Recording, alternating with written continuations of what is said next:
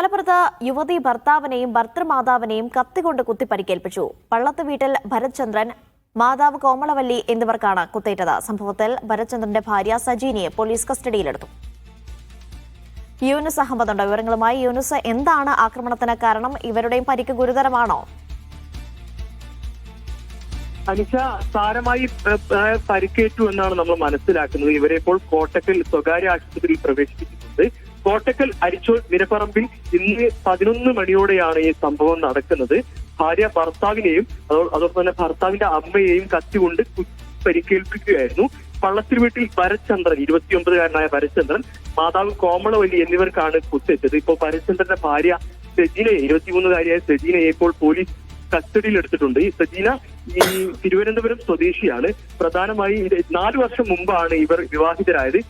വിവാഹമായിരുന്നു. ഈ ഭർത്താവ് ഭരത്ചന്ദ്രൻ മറ്റൊരു വിവാഹം കഴിക്കുന്നു എന്നുള്ളൊരു സംശയമാണ് ഇവർ ഈ ഒരു ആക്രമണത്തിന് പിന്നിൽ എന്നാണ് നമ്മൾ മനസ്സിലാക്കുന്നത്. ഇതുമായി ഇവർ വലിയ തർക്കമുണ്ടായിരുന്നു. 4 ദിവസം മുമ്പ് തിരുവനന്തപുരം സ്വദേശിയായ സജീനയെ അവരുടെ വീട്ടിൽ കൊണ്ടുപോയി ആക്കുകയും ചെയ്തിരുന്നു ഭർത്താവ്.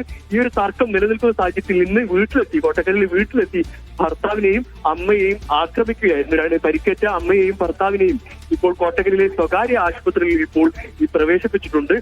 സാരമായി പരിക്കുണ്ട് എന്നാണ് നമ്മൾ മനസ്സിലാക്കുന്നത്. ഇപ്പോൾ പോലീസ് ഇപ്പോൾ അന്വേഷണം ആരംഭിച്ചിട്ടുണ്ട്. അനീഷ, മലപ്പുറത്താണ് യുവതി ഭർത്താവിനെയും ഭർത്തൃമാതാവിനെയും കത്തികൊണ്ട് കുത്തി പരിക്കേൽപ്പിച്ചത്. ഇരുവരുടെയും പരിക്ക് ഗുരുതരമാണെന്നാണ് റിപ്പോർട്ടുകൾ.